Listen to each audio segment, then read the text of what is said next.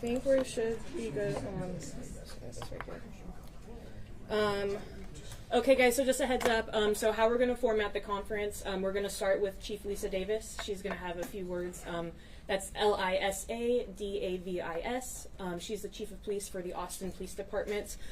Chief Davis is going to pass it on to Sergeant Nathan Sexton. He is one of our two homicide sergeants, Nathan Nathan, last name Sexton Sexton. After Sergeant Sexton, we will be fielding questions. We ask to please be patient.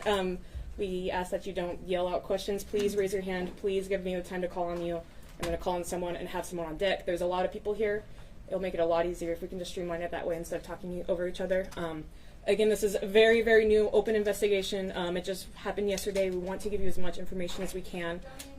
We also ask that you're patient in the fact that we can't answer everything, but we are going to try and give you as much information as possible. After Sergeant Sexton answers his questions, we are going to reset, and we will do it in Spanish as well. So if you're not going to stay for Spanish, we would like to make that a quick transition for our Spanish media partners as well. So if you are just staying for English, we're welcome to break down and leave, and then we'll do it all in Spanish as well. Sound good? Cool. Awesome. We'll get everyone out here for you. Everyone's good on white balance. Everyone's good on audio. We can flip them on. Yeah, sir. We flip them on that way. Yeah. Yes. Can you flip them on?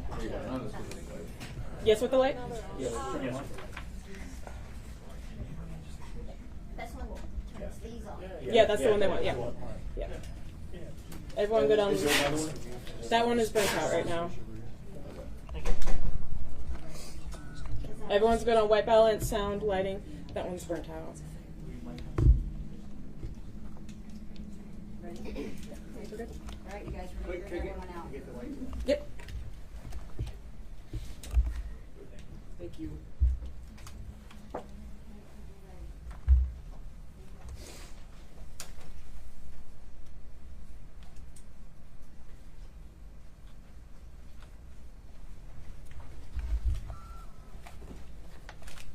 Hello, everyone.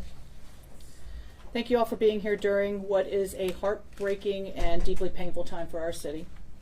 On behalf of the Austin Police Department, I want to express my deepest condolences to the family of Hector Martinez Machuca, Adam Chow, and his 4-year-old granddaughter. Those were the lives we lost yesterday. There are no words that can truly capture the grief these families are experiencing or the shock our community feels. To our officers and first responders who rushed to the scene and rendered aid under such tragic circumstances, thank you. I know the sights you faced yesterday will never leave you, but your compassion and your courage do not go unnoticed. What happened yesterday was an unprovoked and deliberate attack, a deliberate act of violence. Innocent lives were taken in broad daylight in a place where people should feel safe to run their everyday errands and to live their everyday lives. The actions of the suspect showed a complete disregard for human life, and the pain caused will be felt by our community for years to come. The suspect in this has been identified as Ethan Nieneker, a white male, 32 years of age. Nieneker has a history with the Austin Police Department, which includes assault causing bodily injury to a family member, driving while intoxicated, possession of marijuana, violation of a protective order, and 2 mental health reports. We know this incident has left many of you feeling shaken within our community, but I want to reassure everyone here that the suspect is now in custody, and at this point, we'll let justice take its course. I want to thank the community members who took time and who acted quickly, who called 911, provided witness statements, understanding that they were inside target, came out. We had many witnesses who were there that stayed for hours to help assist us, so I want to thank them. Our department is fully committed to seeking justice for these victims and their families, and this will remain a top priority for us as we move forward. Every question has to be answered, and every charge will be pursued that is within the law. In times like this, we must come together as a community to support the families who are grieving and to lift each other up and stand together united against violence. I'm going to now turn it over to Sergeant Sexton from our homicide unit to go over details of this incident. Sergeant.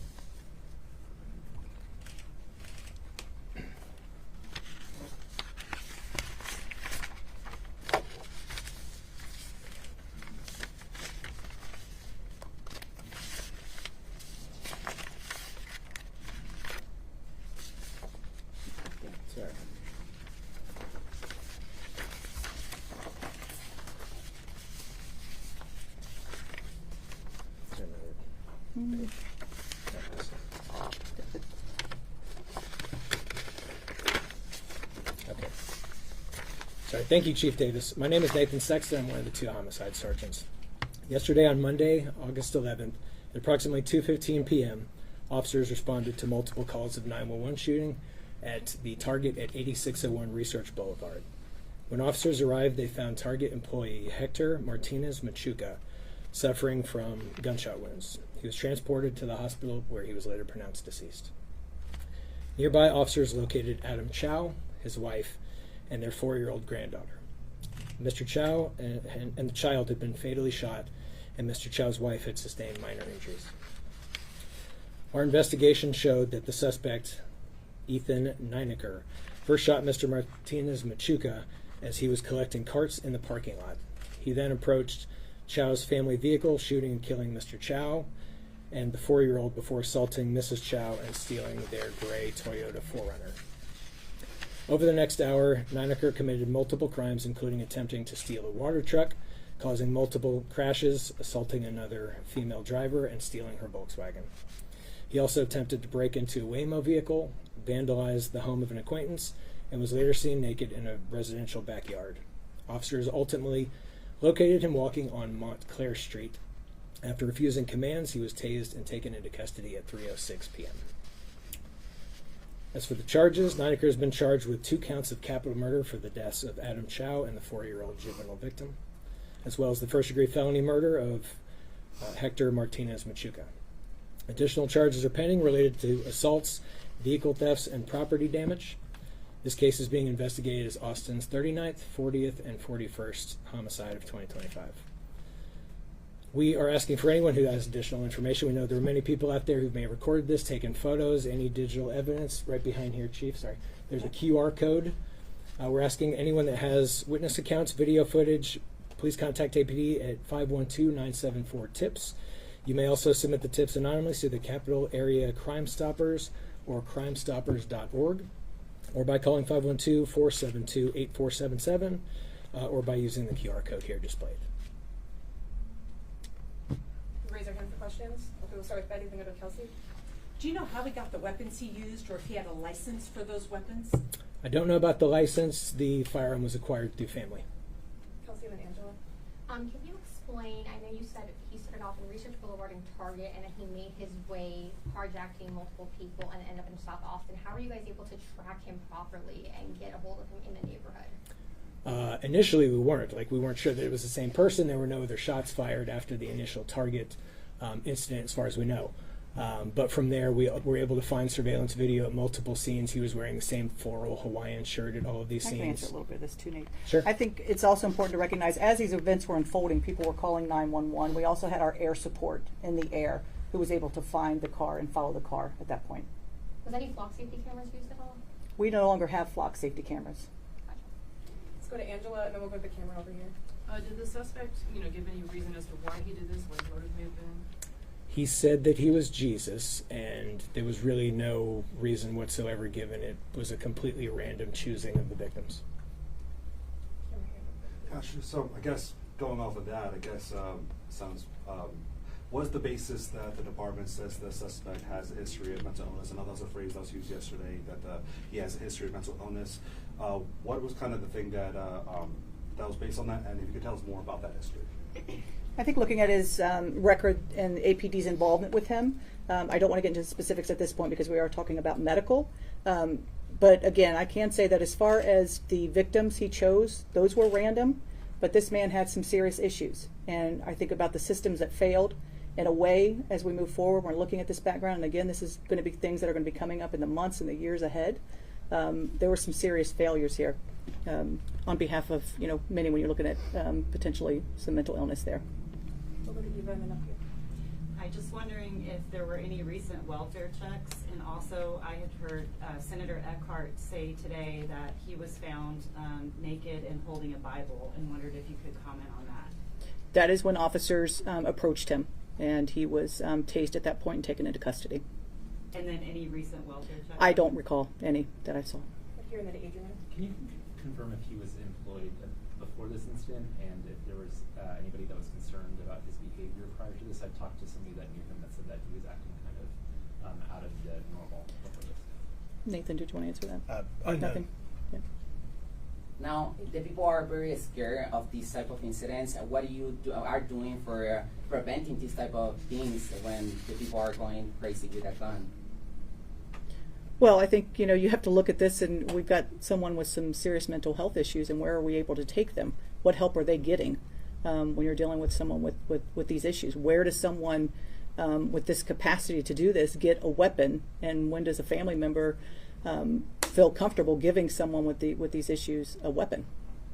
Go to Mario, and then we'll head back over here. With the criminal history that he has, a lot of people are asking how was he wandering in the street, like how he wasn't part of the criminal justice, why was he free?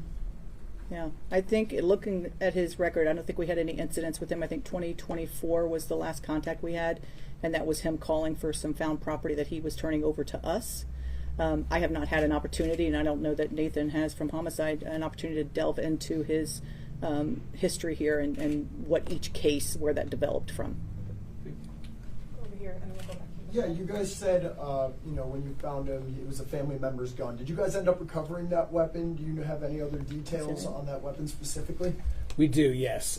So I'd mentioned he had crashed out that gray 4Runner, and it was recovered in that vehicle before he switched and then proceeded to assault other people without a gun. Do you know how many shots were fired? I don't. That's unknown at this time. We're still collecting all the information, but it's believed the only shots fired were at the target. And piggybacking on that, could the family face any charges for allowing this weapon to get into his hands? Or, I don't know all the details of it, but what could we see there? Sure. Unknown. We still have to investigate that. Over here in the red, a minute here. Yeah, sorry. That was going to be my question, is whether or not the family member would be held accountable, or if there will be any accountability for the person who gave him that gun. Sure. Like I said, we still have to look into it. And on the history of mental health, are you guys aware of a specific diagnosis that he has received over time? And at any point, did he receive treatment? Was he ever put somewhere for treatment? Any more light on that? Because you said, Chief, you mentioned that the system failed. I'm just trying to get a better understanding of what part of the system actually failed. Yeah, well, I'm thinking about the past incidents that we had with him on mental health runs. And where is the follow-up there? And for someone to have the capacity to take the life of 3 innocent people and a 4-year-old child. As we move forward and are looking more into this, it will be interesting to kind of peel that back and see where those failures took place. But is there a specific diagnosis? There is not that I'm aware of, no. We'll go to Kelsey, then in the green, then we'll go down Can here. you tell us what kind of gun you gave him? You want the gun? I don't remember the exact type. It was a handgun pistol. Status of the people who were carjacked, like injured or their cars. What can you tell us about that? Assault with injury. So, like the driver of the water truck was assaulted. He's okay. It was relatively minor injury. That obviously trauma. Like someone jumps in your vehicle. I think there's probably going to be more lasting injury from that. And the Volkswagen? Same thing. Assaulted physically, but and thrown from the vehicle as well. Take a few more. Let's go to Eva, then do we have a question in the back here? And then we'll go back over here. There was recently a bill passed through the legislature banning red flag enforcement of guns, basically keeping an anti-red flag ban is what it was. And I know that hasn't gone into effect yet, but I'm curious if this has you concerned about, Austin's ability to keep guns away from people who maybe shouldn't have them. Well, I think I need to learn more about this instance, right? And was this gun handed to him? How was this given before I make any type of statement like that? Do you know if he was on any drugs at the time? And then Do you want to talk about that? Sure. The press release mentioned something about him throwing a brick in someone's window from his Bible study. Do you know more about how that was called in and more about the Bible study connection there? Sure. We're still looking into the drug portion of it. He could have been under the influence of narcotics. It might not necessarily be all attributed to mental illness, so we're still investigating all of that. The brick through the window was called in by somebody he had known who had claimed to have had Bible study with him in the past. So he recognized him and just called his window being vandalized, and then he left that scene and proceeded to move on. We'll do here, Betty, and then finish here. Yeah, Target told us to ask you guys any questions as regards to their situation. They told me today that the store is closed. Do you guys have any timeline as to when that Target will reopen? We do not know. As soon as we clear the scene, which we did last night, it was in their custody, so we're not holding it for any other reason, so it's up to them as to when they were to reopen. Oh, can you elaborate the timeline when you said that he tried to steal the water truck, couldn't start it, and then he just got to the Toyota where the Chows were in? Yes. So tell me the specific incidents, the times you're looking Yeah, for. so the water truck, before he got to the forerunner, he didn't start the truck. So the water truck was at about 2:20 p.m. and then the Volkswagen 2:25. Was it because he couldn't start that truck? And Correct. He's there's video of it, and he's sitting there trying to start it, and you can tell that he cannot operate the vehicle. Let's go to Betty and we'll finish out over here. Do you feel like flock safety cameras would have helped even more? I know y'all were quick in what you did, but would have helped even more in the pursuit of him? Yes, I'm a big fan of the and maybe not flock camera, definitely a fan of the LPR and what that can do. And when you're looking at violent crime such as this, it absolutely helps in the apprehension. Yes. And what do we know about the suspect? Did he live alone? Did he live with family? What kind of job did he do? Was he functioning? You know, if you came across him on any given day, would you think he's a properly functioning person? From what I heard, he worked at a restaurant nearby and lived alone. And that's as far as I know about him. Thanks. And we'll do one more from Okay. Angela. When somebody has a mental health hold placed on them, how does that affect them? I mean, what's the process when you come across them? So the process for the police department, we're called to either a suspected mental issue. Officers respond, they talk to the person, and if in their opinion they do need medical help, they are then transported and a hold is put on them. An emergency detention hold is placed, I believe up to 72 hours. Thanks, guys. We're going to reset for Spanish. So if you want to stay, you're more than welcome. If not, we'll start Spanish in about 5 minutes. So you guys have to do that. We have to stay.